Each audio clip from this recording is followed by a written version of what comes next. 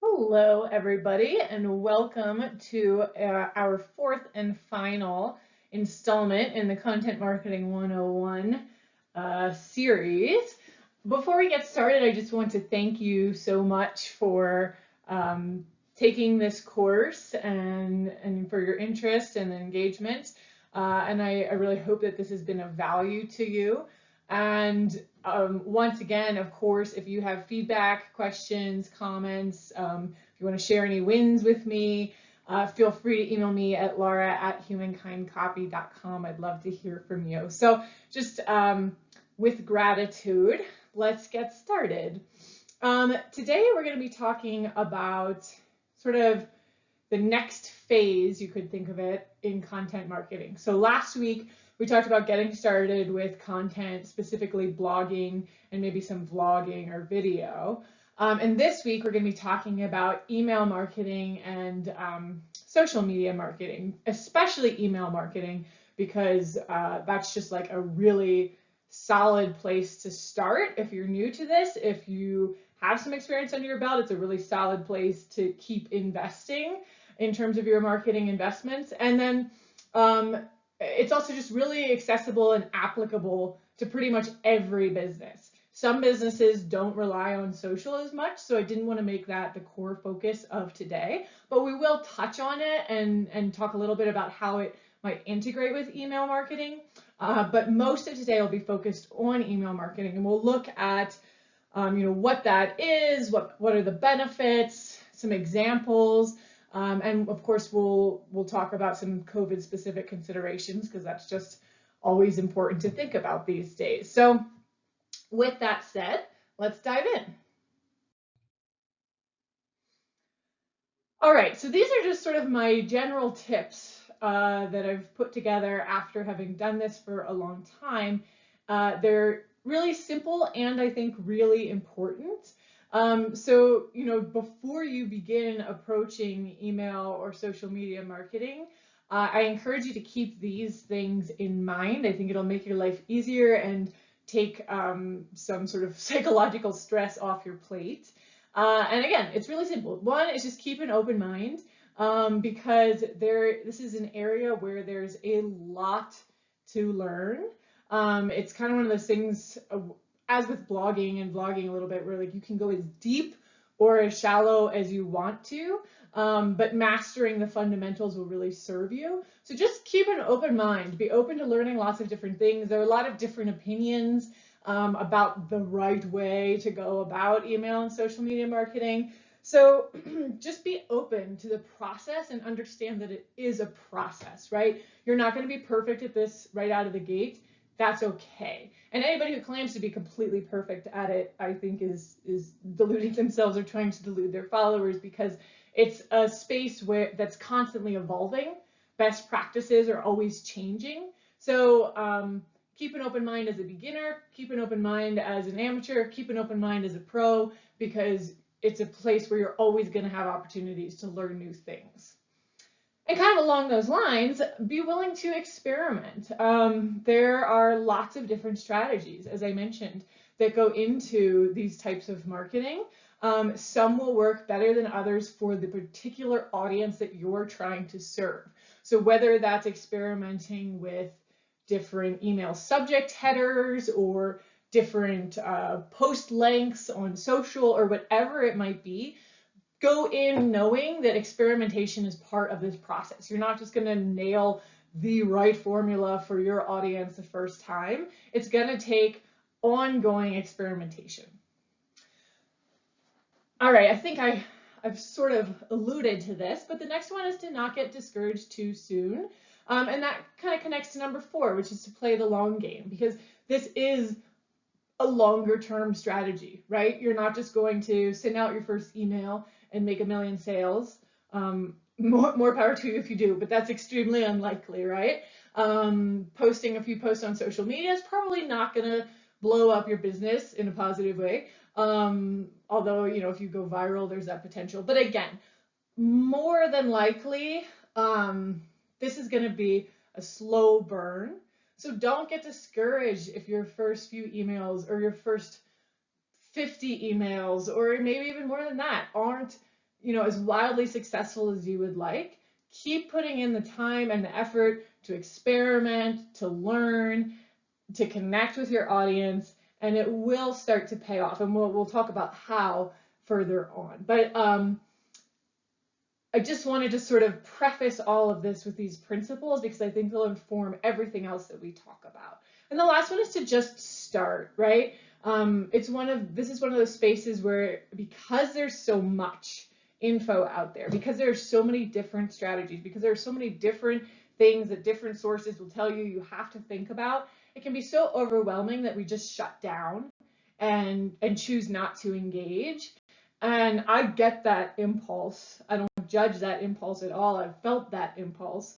But my encouragement to me and to all of us is to just start doing it anyway, because it's in the doing that you learn. It's in the process of implementing, experimenting, iterating that you get better. You don't get better at this without doing it. So just start doing it. Know that, in a few years, you might look back at your first emails and cringe and be like, oh my God, I can't believe that's where I was. But that's what it takes to get to where you will be in a few years if you start doing this now. Okay, so hopefully that has inspired you, and let's move on, dive in. So let's start really basic. And as I've been doing, I want to get a gauge on your own knowledge, or rather I want you to get a gauge on your own knowledge. So either think to yourself, speak out loud, or write down, how would you define email marketing? If somebody just comes up to you on the street and says, yeah, what's email marketing? How would you define that for them? I'm going to put 30 seconds on the clock and just think that through and see how and if you're able to articulate that for yourself.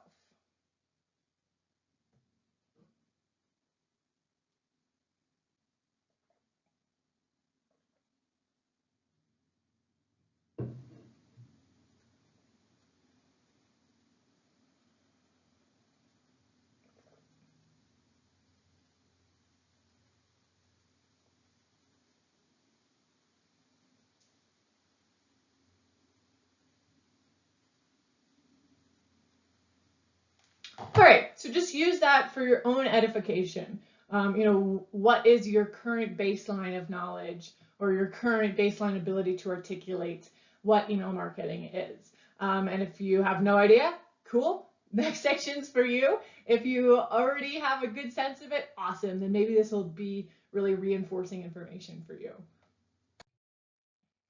All right, so what is email marketing? It is, at its most basic, marketing conducted via email for the purpose of providing value to your following and building lasting relationships. So again, we see this theme that I've hammered on throughout the other modules as well, right? It's all about value and all about relationships. And this is really just sort of content marketing in a nutshell, right? This theme comes up over and over and over again. MailChimp, which is one of I'd say the biggest email marketing platforms out there right now, defines it like this. They say it's a finely balanced process of gaining subscribers, getting to know them, communicating with them, responding to their concerns, keeping them informed, analyzing your performance, and generally keeping up with what's important to your audience. So that's a lot more involved, and I would say that's sort of like the how of creating the value and building the lasting relationships. This is a little bit more like the centered around the steps you take in order to achieve those gains, right? And we'll dive into at least some of these elements, if not all of them, in greater detail further on in this module. Pardon me. And then something else just to note about email marketing is it can be used at every stage of the sales funnel. So if you think back to our very first module where we had that visual of the big sales funnel that starts really wide, gathers lots of people, and then they gradually drop off as the funnel gets more and more narrow down to the smaller contingent of people who really purchase and engage with your products and services. at any stage in that funnel, email marketing can come into play. So it could be, at the very the broad end of that funnel. If somebody has signed up for your email newsletter, then it could be taking the form of a welcome email that says, hey, thanks so much for signing up for these emails. We're excited to have you on board, yada, yada, yada. And then moving farther into the funnel, it could include things like your regular newsletters, promotions, reminders that sort of nudge people toward action, or connecting on special occasions like a client's birthday or holidays and so on. So there are lots of ways that email marketing can inform and sort of help guide people through and meet people where they are in that sales funnel. So why do this? What are the benefits of email marketing? And once again, just grab yourself a piece of paper or your phone, or just think or say it out loud. What are some of the benefits that you're aware of when it comes to email marketing? I'll just put 30 seconds on the clock.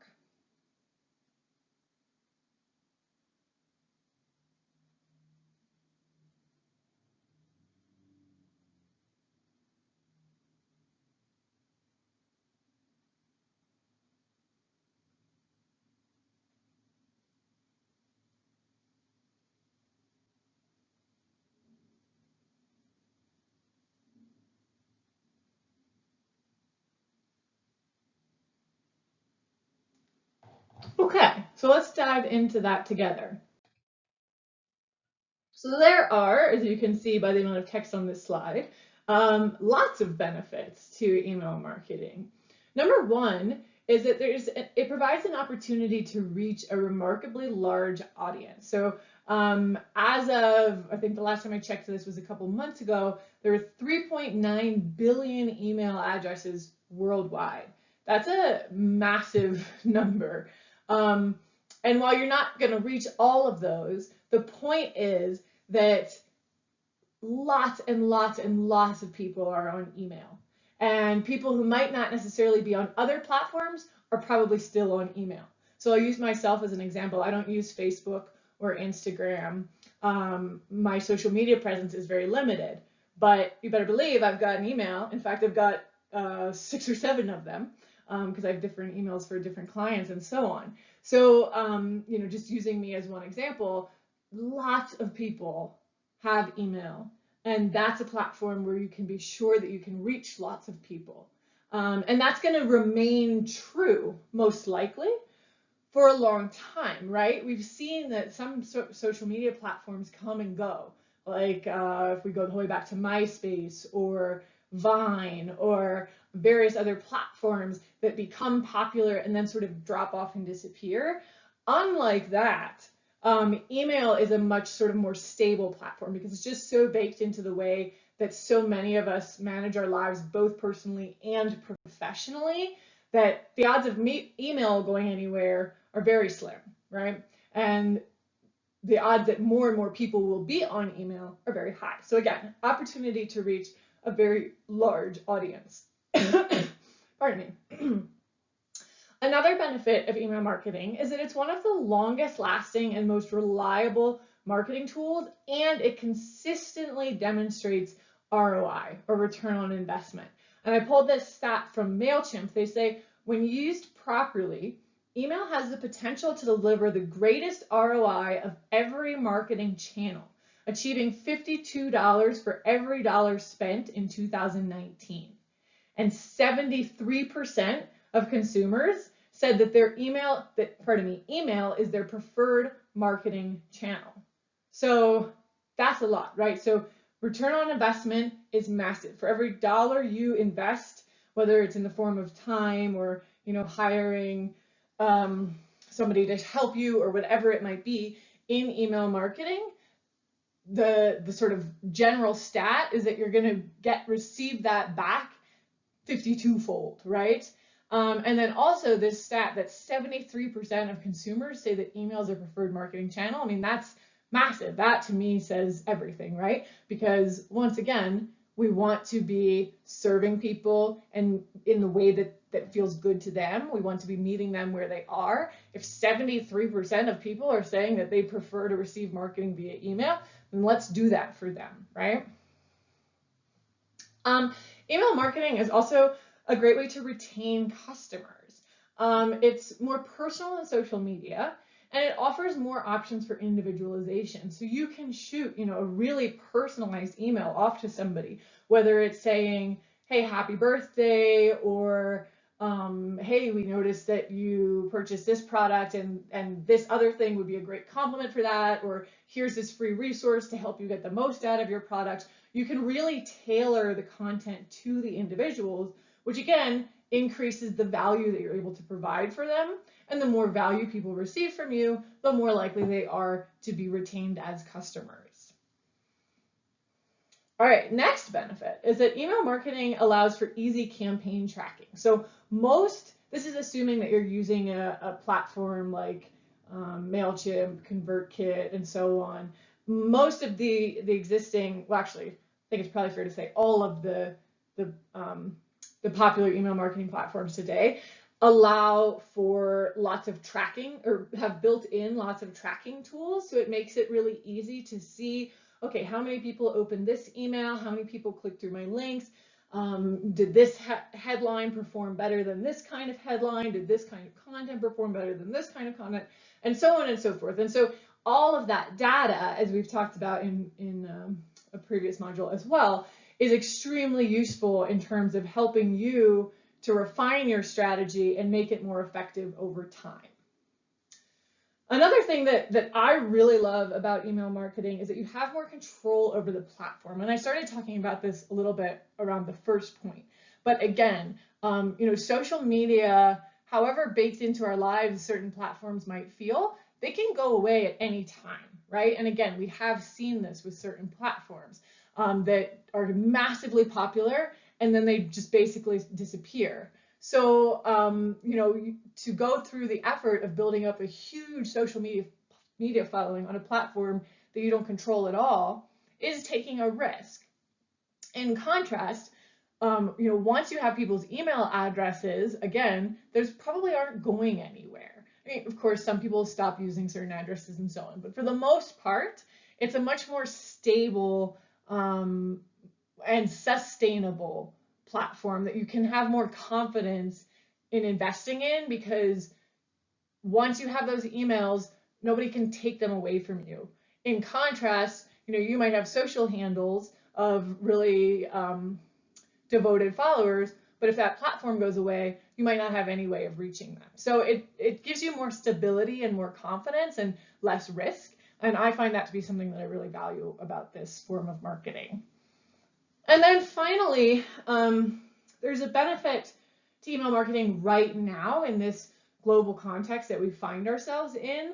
MessageGears found that email is thriving right now during the time of COVID, as it is one of the few ways brands can reach their customers during the crisis. We talked about this a little bit in the first module as well, that more and more brands are turning to online marketing strategies because we're not able to interact with people at events or trade shows or other in-person gatherings. So email provides sort of an extra benefit in this time that we find ourselves in. So this is also a visual that I pulled from MessageGears, and it's a little bit dated now. This is from a study that they did earlier on in the pandemic, but I just wanted to share this to make the point that to emphasize that point that email marketing is thriving. And it's even thriving in industries where we might not have expected it, right? So in this chart, I'm especially blown away by the travel and hospitality, the rise of travel and hospitality content, or click rates for that content, because you might think, if we didn't have this data, oh, nobody's going to be interested in travel right now, or few people are going to be interested in travel right now, so I'm not going to, as a travel brand, I'm not going to engage with them right now, right? But in fact, the data is telling us that people are still really interested in these emails. Same goes for retail, same goes for this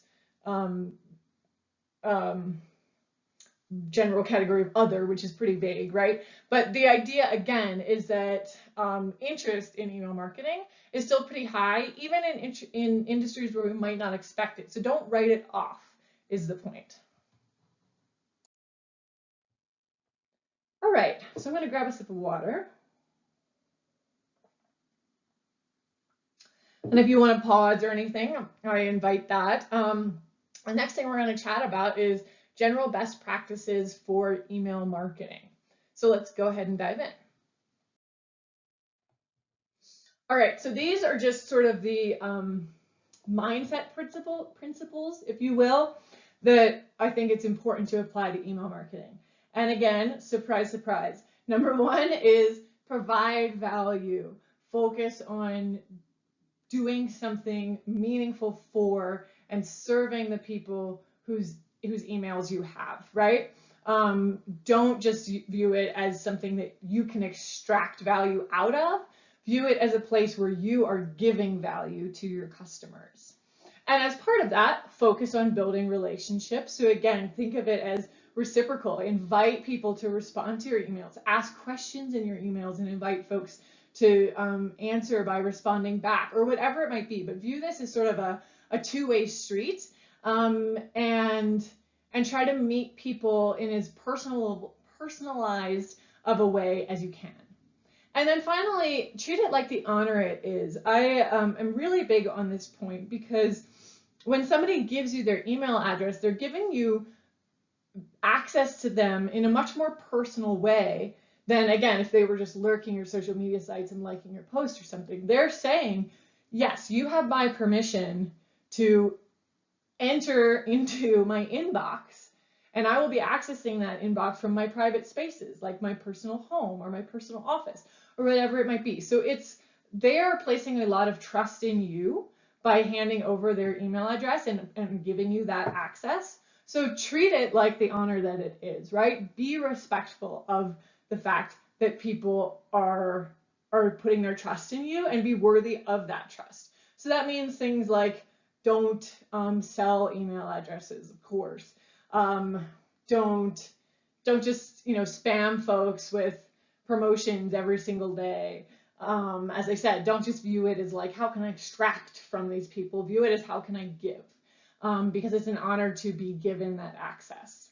So those are that's the mindset that I personally like to inhabit and advocate inhabiting every time you approach your email marketing strategy. And now we'll start to look at more of the nitty-gritty of best practices for email marketing. All right, so there's a lot of text on this slide, and I'm not going to go into a ton of detail here. I pulled a lot of this list from HubSpot because they have just like a really comprehensive list on their site. I've included the link to that in the resources section of this presentation, which you can find at the very end. So I encourage you to go and read that in-depth resource, so to really go in depth on all of these points. Here, I'm just going to sort of summarize to give you a sense of the many different factors that can go into the process of crafting effective email marketing campaigns. The number one, and one of the most important things in this, actually I don't think is in that resource, but I added it because I think it's really important, is to vet platforms before committing to one. So as I mentioned, there are lots of different email marketing platforms out there right now. Some of the biggest are MailChimp, ConvertKit, Constant Contact, and so on. I personally use ConvertKit. I know lots of, I've worked with clients who have worked with all of the other major platforms. They all have pros and cons. So no one is necessarily better than the other, but it's likely that one will be better for you. So do your research, get a feel for each of these platforms, take advantage of free subscriptions so you can test them out, even if it's just to send emails to yourself or to your spouse or partner or mom or whomever. Just spend some time testing out those different platforms. Get a feel for what feels good for you in terms of the user interface and your comfort around the tech side of things, and also, you know, what seems like it's best going to suit your needs moving forward. So take time on that step, because a platform that you choose will inform the abilities that you do and do not have when it comes to running your campaigns. And then to just look at some of these more nitty-gritty suggestions, this will all start to make sense as you play around on the platform that you've selected, and it'll all be a little bit, the process for these things will be different depending on the platform. But you want to avoid using no reply as the sender. Make sure that it looks like your email is coming from a real person or a real business, because the no replies look kind of spammy to a lot of people. Minimize the number of different typefaces you use in your, so different fonts and sizes and so on. So try to limit that to 3. You know, so if you have some larger text and you bold some text and you underline other text, like let that be it, right? And make sure it's all in the same font, for example. Include an email signature at the end of your emails. Clean, again, that just helps it to look more personal and like somebody took the time and the thought to craft the email. Clean your mailing list regularly, and what that means is to go through your list and remove folks, like remove addresses that are no longer in use that you're bouncing back, or maybe remove the addresses of people who haven't opened your emails for a year or something, because the more of those kinds of addresses that you have on your list, the more likely you are to end up in a spam folder, or your emails are to end up in a spam folder. You'll be safe, but your emails might end up in a spam folder. So you want to make sure that you're sort of culling your list of anybody who either no longer has a valid email address or no longer engages with your content, just to make sure that your emails are more likely to show up in people's inboxes. Next one is to keep the main message and call to action above the fold. What that means, it's pulling from an old newspaper term where you'd put like the biggest deal headlines or the most sensational headlines on basically across the top of the newspaper, again, above the literal fold. If you can picture a newspaper, it folds in the middle. So the like biggest stories would always be showcased, or still are always showcased, above that fold, because it's what people are most likely to see first. It's what's going to catch their attention, and it's what's going to determine whether they keep reading based on whether that seems engaging enough. So you want to get your main stuff to them right away. You know, of course, a newspaper or an email, doesn't actually fold. The idea is just that you want to get the most important bits of your email near the top. Next one is to personalize the email greeting. So it could be, if you were writing to me, Dear Laura, right? Or if you don't have somebody's name, like Dear something relevant to your business. So if I pull from that dog groomer example I've used several times, maybe it's Dear Dog Lover, right? Something that makes it more personal than just hello or hi, and lets people feel like, oh, they have some sense of who I am, right? Whether it's my actual name or a value or an interest that I share with this brand. Pardon me, I had to grab some water. The next one is to keep your email 500 to 650 pixels wide. That's really getting into the nitty gritty, but the idea is just that you don't want it to be running, you know, the width of a computer screen, especially because a lot of people are accessing email on their smaller mobile devices right now, like cell phones and tablets. So you don't want them to have to be trying to finger scroll sideways in order to read your email, because that might frustrate them and they might give up. So keeping the field of your email narrower makes it more readable for a lot of folks. And as you can see, I should just say, like, most of these are not arranged in any particular order of importance. These are just general best practices, and you might implement some of them earlier than others, but this whole list gives you some goals to work toward.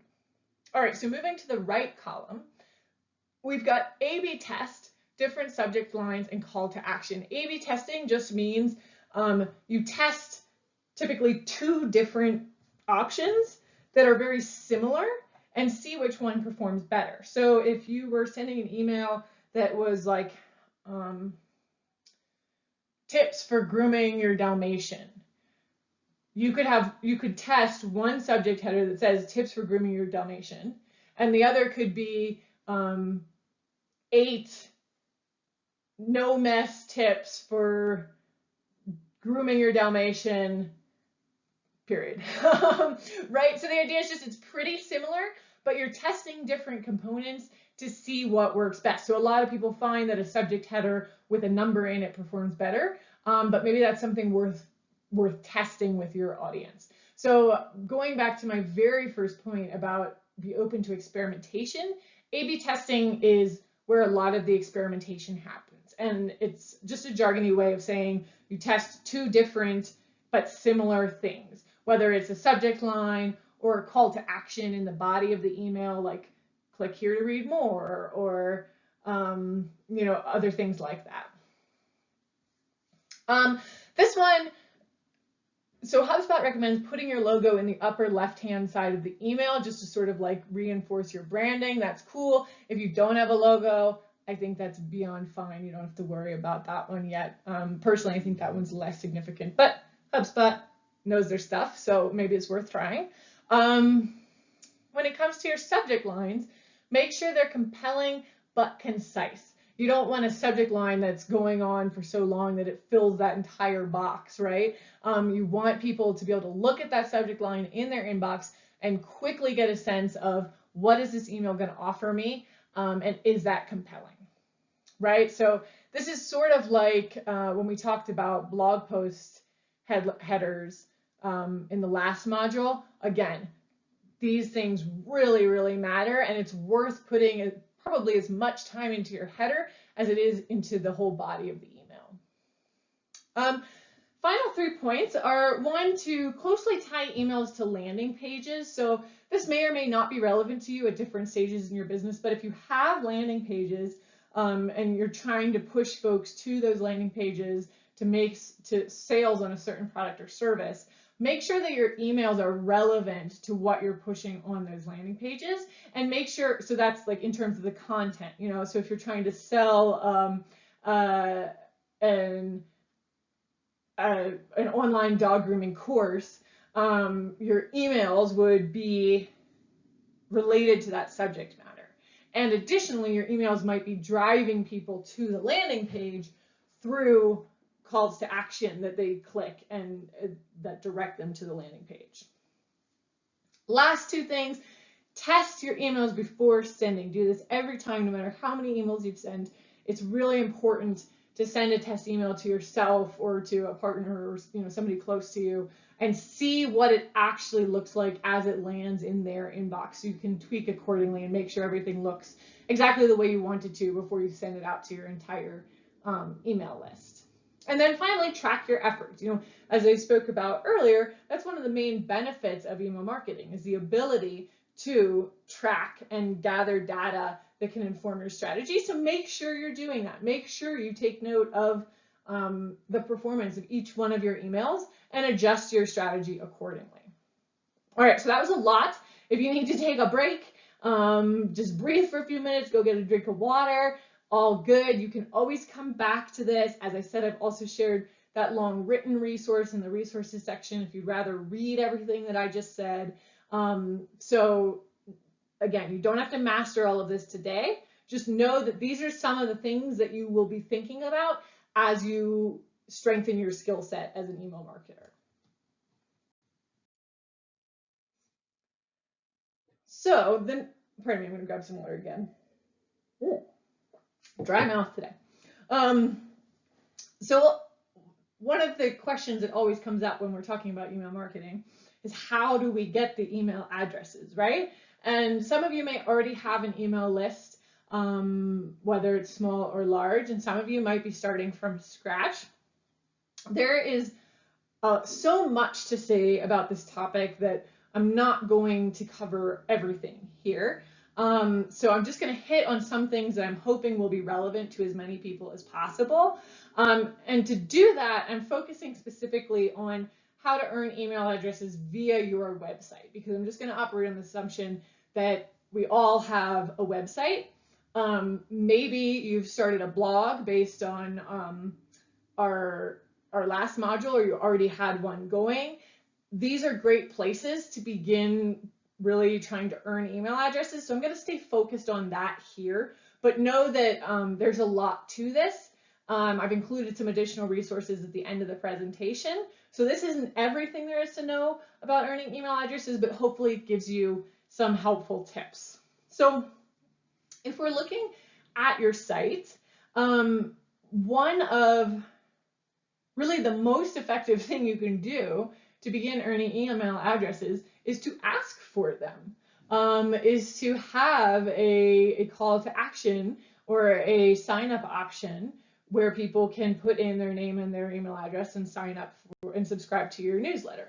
So there's a lot of research that's gone into the best ways to do this.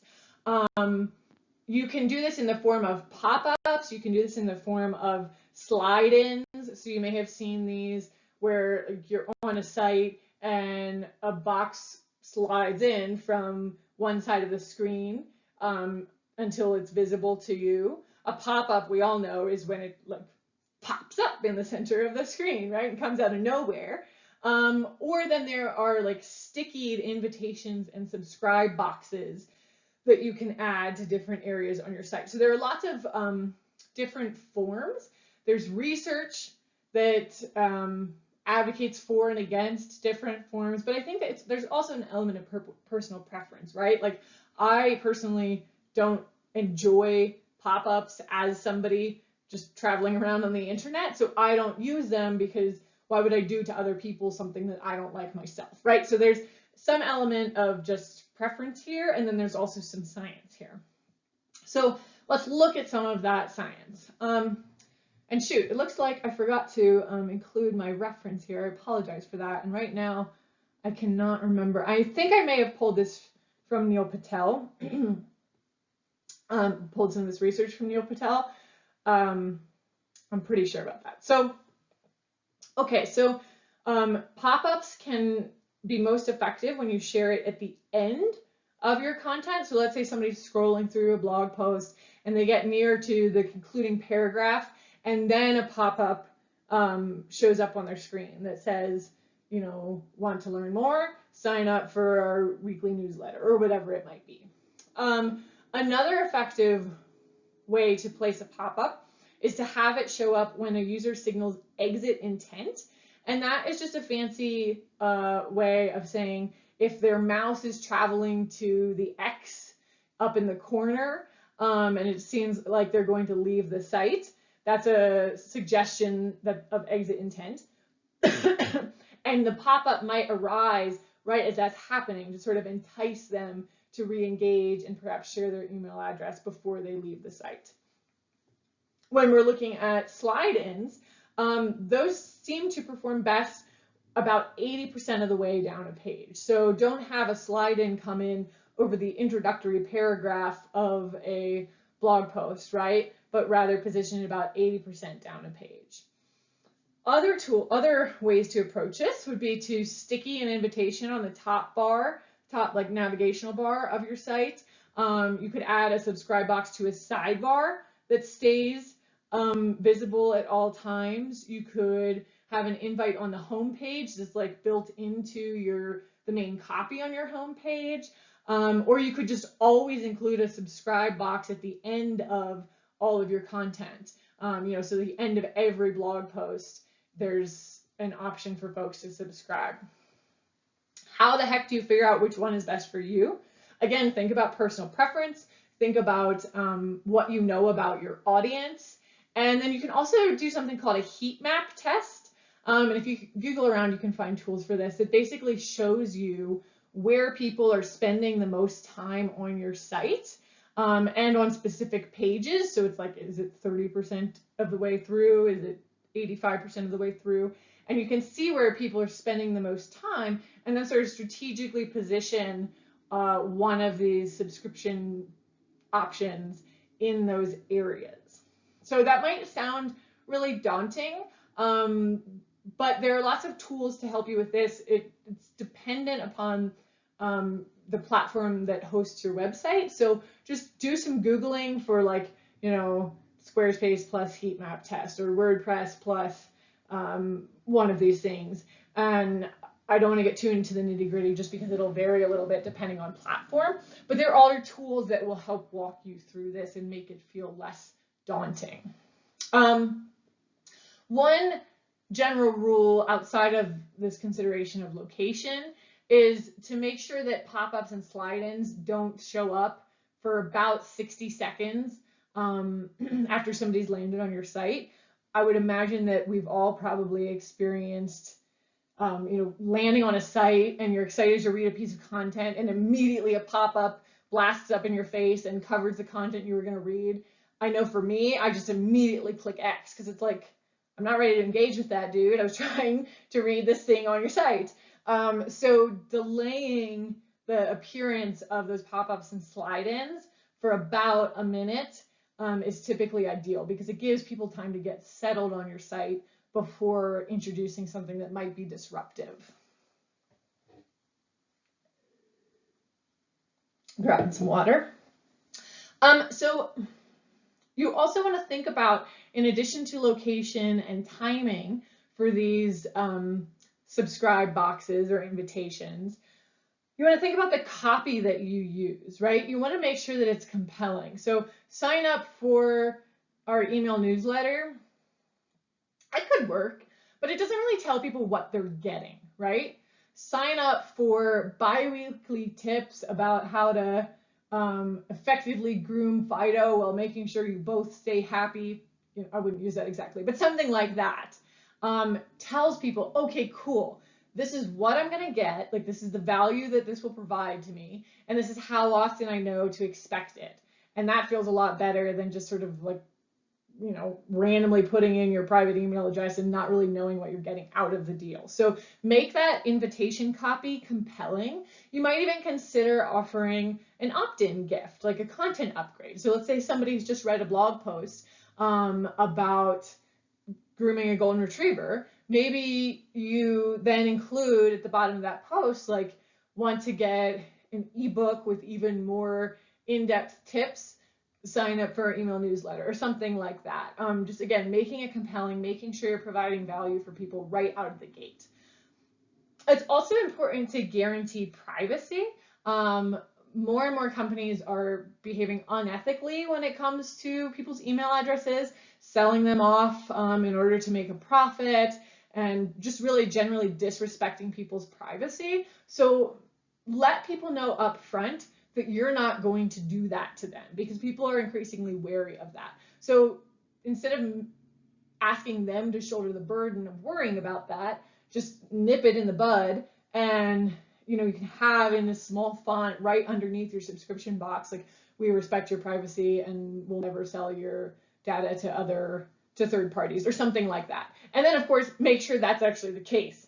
Do what you say you're going to do. Once people subscribe, just a quick note here, make sure you're in adherence with GDPR, which is the General Data Protection, blanking on the last word, regulations, I think.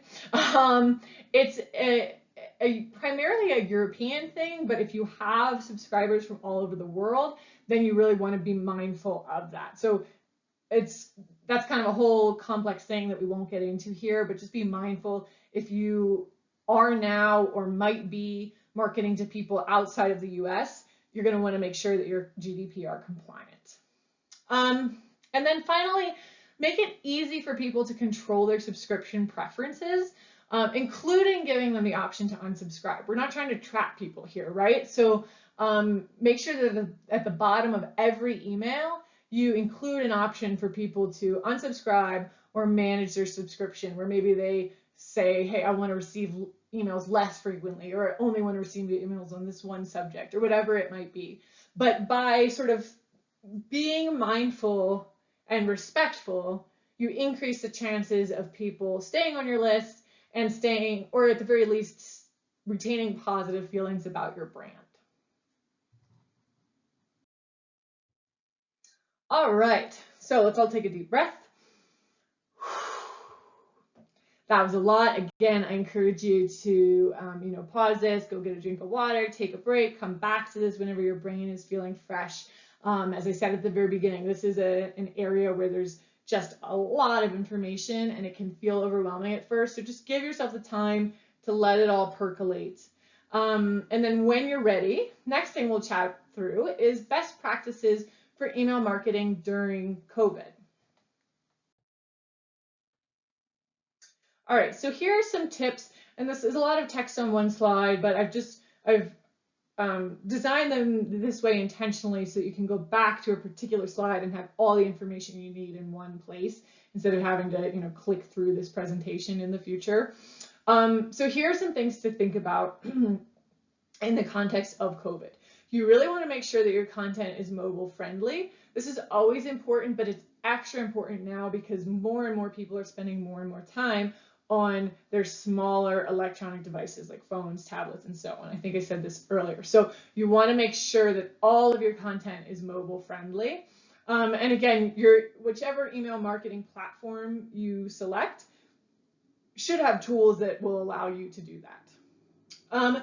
Make sure that you have a good reason for sending an email. This is, again, one of those things that is always true, but it's extra true right now because people, as we've talked about, are overwhelmed. They're psychologically taxed and stressed. And so we don't need to be burdening them with useless emails into their inbox, right? We want to make sure there's a good reason, whether it's sharing useful information like tips and guides that are going to be helpful to them, or sharing company updates that are relevant right now. So like if you're running a yoga studio and you're going to start offering some really small in-person classes or something like that, that would be an occasion to email your customers. And it could also be sharing how you're helping, like, hey, we just made this big donation to a local food bank, or a portion of our proceeds from now on are going to be going to X cause, or we're running a promotion where we offer discounts for firefighters, whatever it might be, right? These are just some examples of good reasons for sending an email. Make sure that if you already have an existing email marketing strategy, cancel any campaigns that don't make sense right now. So if you were going to run like a big promotion featuring discounted airfare, might not be the right time because flying isn't really safe right now, right? And so on. If you already have an existing email marketing structure and you've got automated emails like a welcome sequence or a launch sequence or anything like that, review any of those automated emails just to make sure that they're still relevant in this context and at this time.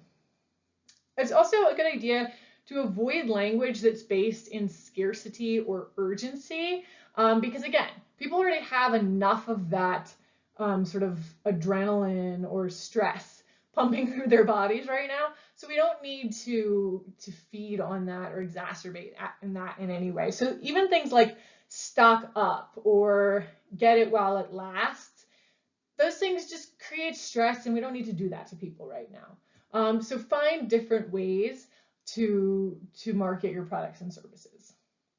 Going along with that, keep it positive and sensitive.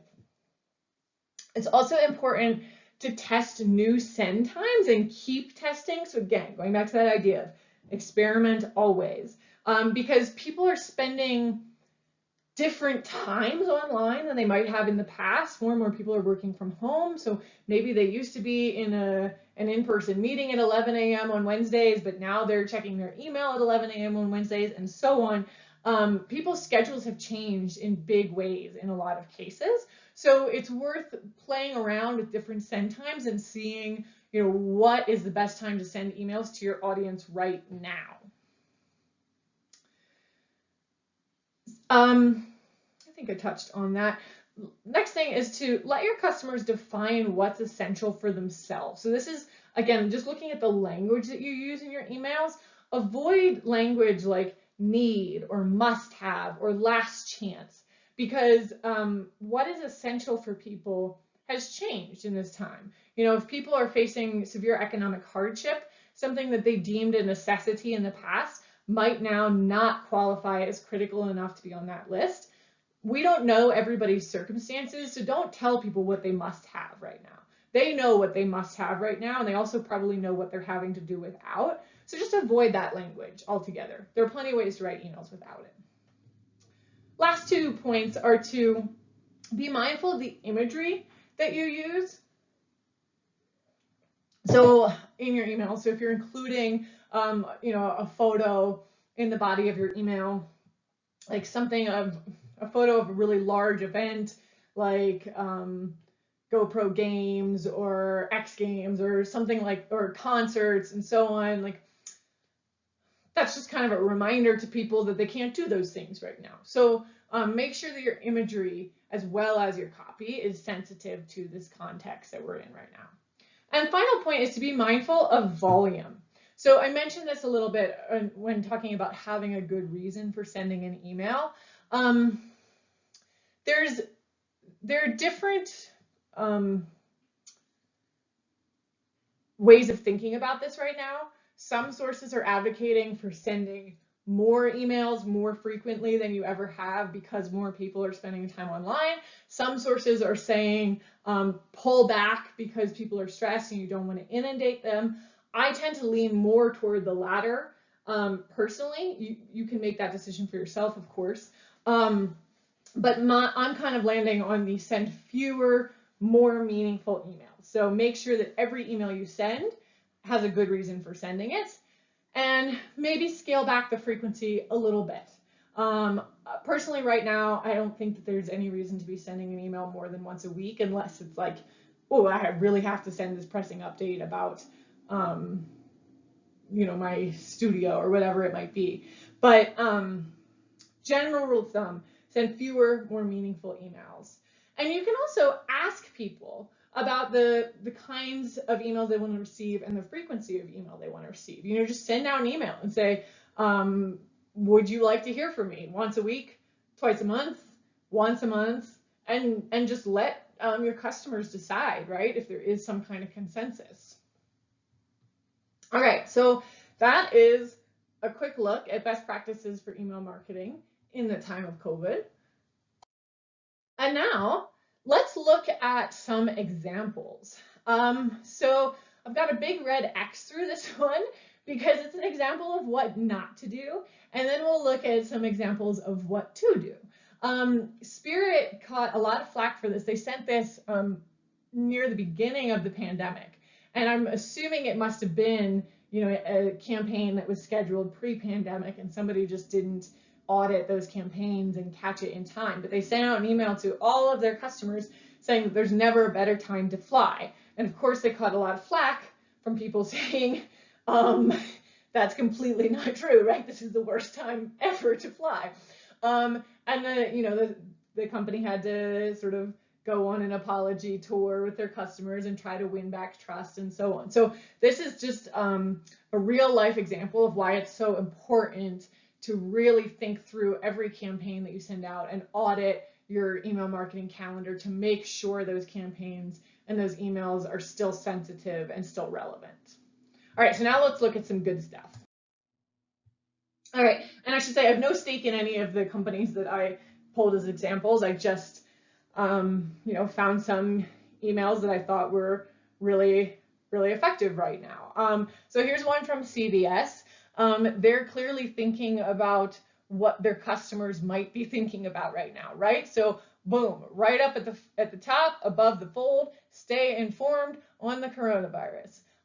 Prevention and prep tips, tools and services, FAQs. So they know this is something people are thinking about, and they're providing relevant information for you.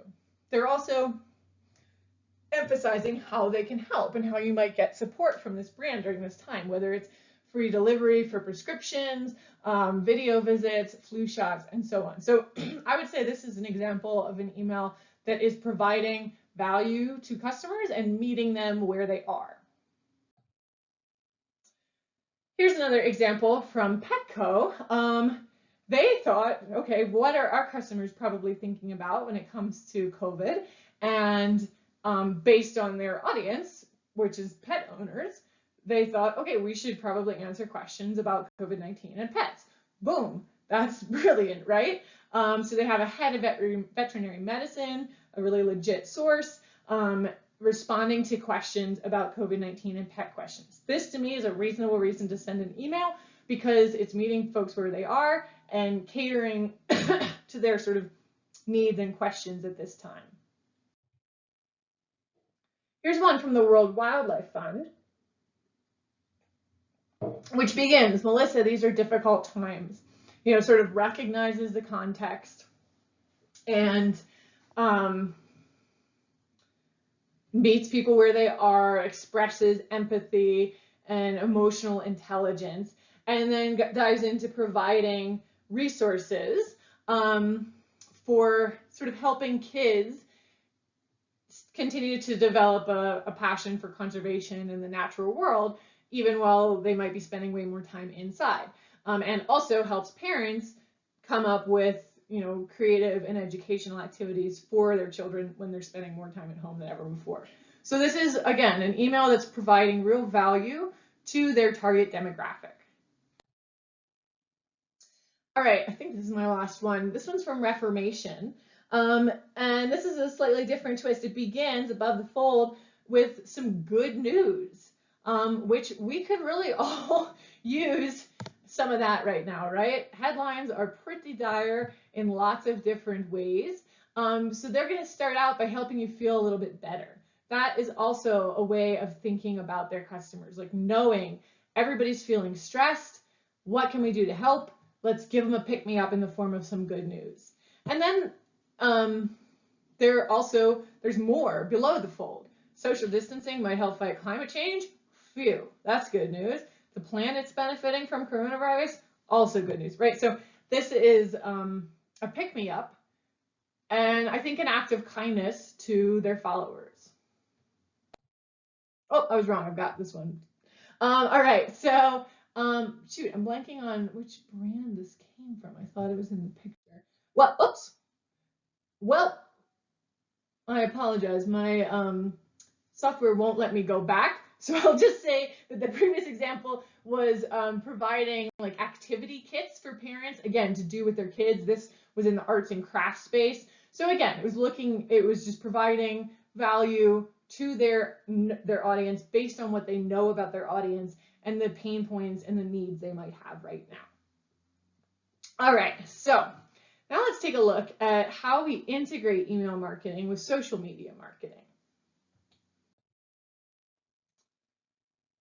And this section of this presentation is not going to be as in-depth as the email marketing portion was. As I said before, I really wanted to dive deep on the email marketing because if you can master those fundamentals and start dipping your toes into that world, there's incredible ROI. If you want to just start there and not even worry about social, that's great. If you want to start thinking about how does it integrate with social, I'm going to give you some sort of surface level pointers to begin that process over the next few slides. So here are just some sort of general best practices when it comes to linking these two forms of marketing. The first is to not be afraid to repurpose content for different platforms because it can maximize ROI on those individual pieces of content and it minimizes your own energy expenditure. So for example, if you write an email to your customers on a particular subject, you might condense that same idea into a couple sentences to post on social media. Boom, you just got double duty out of an idea and a piece of content, right? Same thing for repurposing blog content. That's just like a wealth of opportunity in terms of posting on social.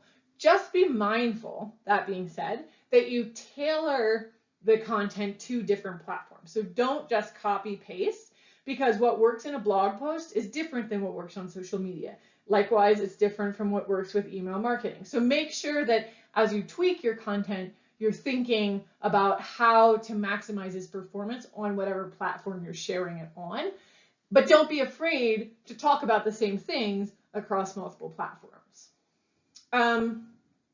Next general point here is to invite your followers on social media to join your email community and vice versa. So you might, at the end of every email, you could include, or somewhere in every email, you could include social sharing icons that encourage people to share.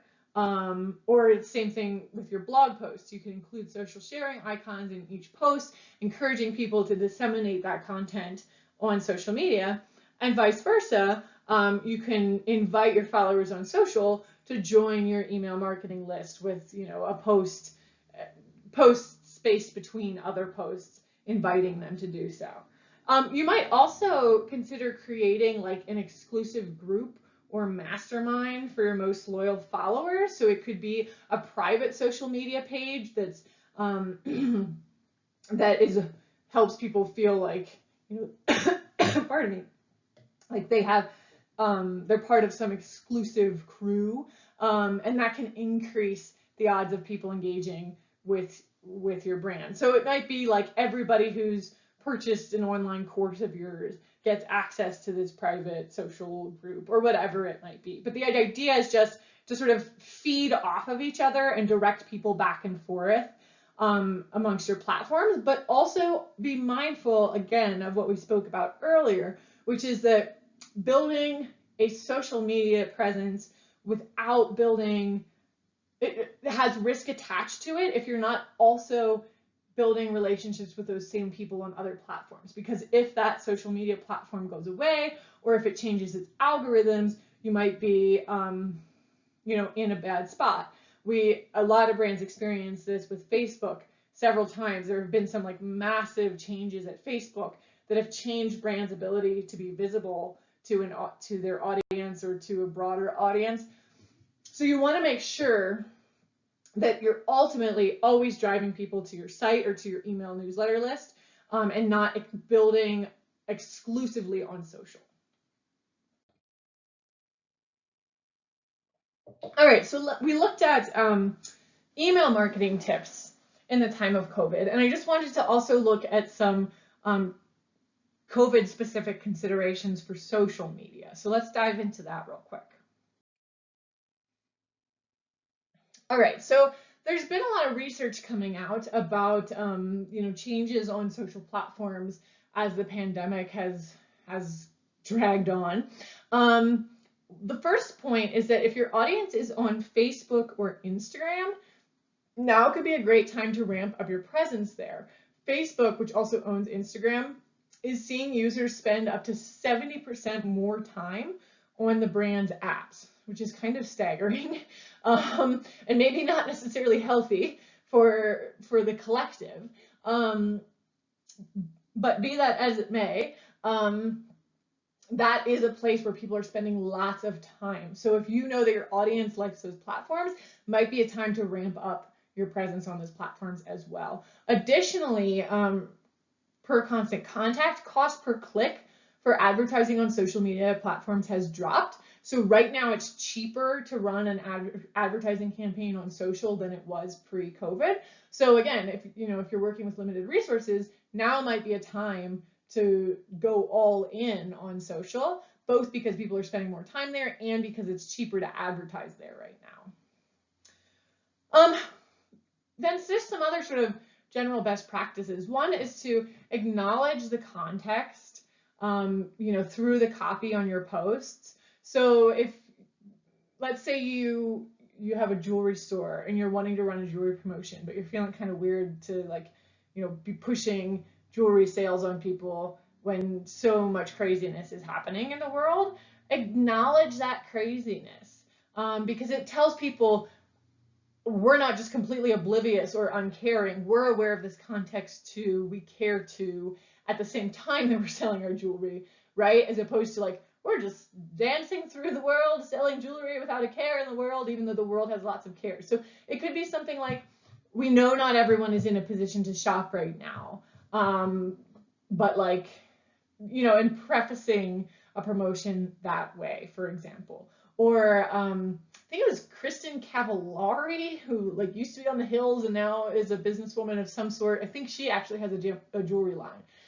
She did a big promotion on social and prefaced it by saying, I know it might seem weird for me to be pushing a sale right now, but I'm responsible for a team of 100 people, and like for their sake, I want to make sure that this company continues to thrive, and so we are running this sale, and so on. So the idea is just you can do both. You can acknowledge the context and be sensitive to it while selling.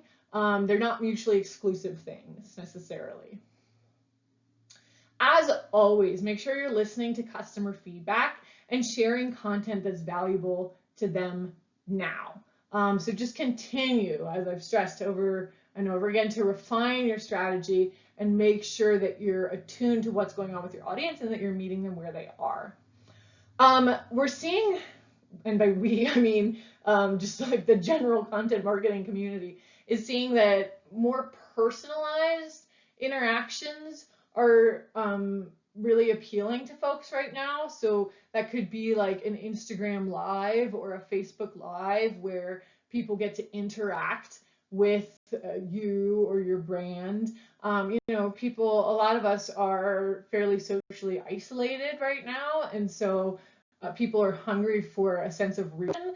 So if that's an option for you, that can be a great way to build really real and lasting relationships with customers. You also want to think about your captions on social right now. So here's an example from Later. They're talking about Anthropology, which is like started as a clothing brand. I think they also sell some furniture and like lifestyle products now. But they've been shifting the visual content of their posts to include more interior design, loungewear, and exercise imagery. And when they do share visuals that are, about vacations or travel and so on, they're tweaking their captions to refer to it as like a daydream or something. So again, it's just these little choices that we can make that sort of signal to our audience that we understand that we're operating in a bizarre and perhaps painful context right now. Just two other points to keep in mind as you're thinking about social in the time of COVID. One is to consider influencer campaigns, because as with cost per click advertising, which is much cheaper right now than it has been, influencer campaigns are also much more cost effective than they were pre-COVID. So if there is, a social media influencer who seems like a great match with your brand that you've wanted to work with, but it seemed out of reach financially, now might be a time when it could actually be accessible. So if that's a way that you want to go, and it's certainly not a way that people have to go, that could be something that you investigate right now. And the last point is to emphasize UGC, which is user-generated content, because social proof is becoming more important than ever. This was true pre-COVID, and it's becoming even more true during COVID, because people aren't necessarily going to stores in person and getting to feel products and vet them for themselves. So they're instead going online and seeing what did other people think of these products or services. That's what social proof is essentially, it's that the idea that other people liked and got value out of something. So user-generated content might be like customers posting about or pictures of your products or services on social media. And if that's happening, retweet those things, like emphasize them on your page, your social page and platform, because more and more people are going to be looking for that kind of content as they make choices about the kinds of products and services that they buy.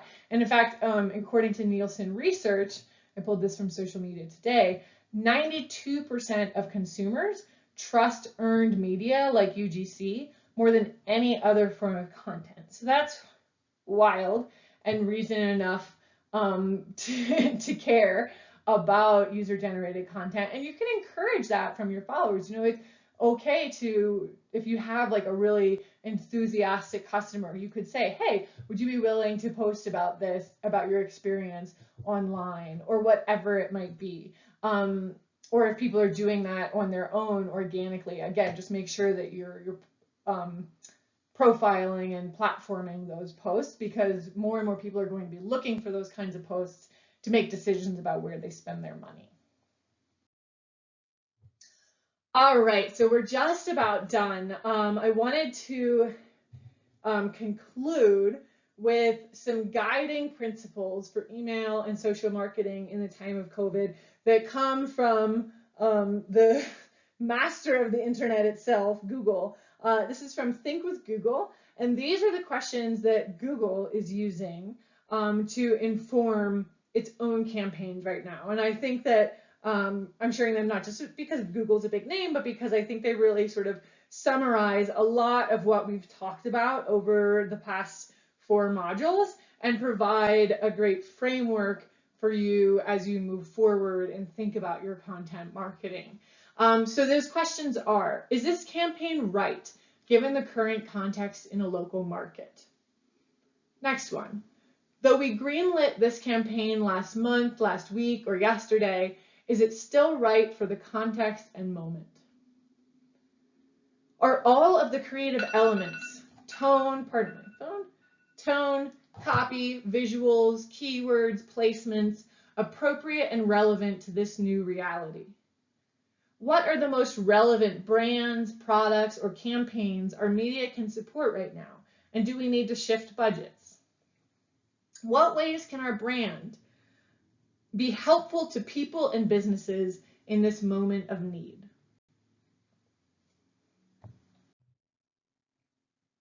So I think that pretty well sums it up. As always, I've included resources for you here, and I invite you to learn more about email marketing, COVID considerations, social media, and so on. And also user-generated content. There's one resource there at the bottom for you. And I just want to conclude again by saying thank you so much for enrolling in this course, for your time and your intention and engagement. And don't be shy about reaching out, even though this is the final module. If you have any follow-up questions or anything, feel free to email me at lara@humankindcopy.com. And it's just been a real pleasure. So thank you. It's been an honor to share this information with you. And I am wishing you and your business all the very best as you move forward with your content marketing endeavors. Best of luck.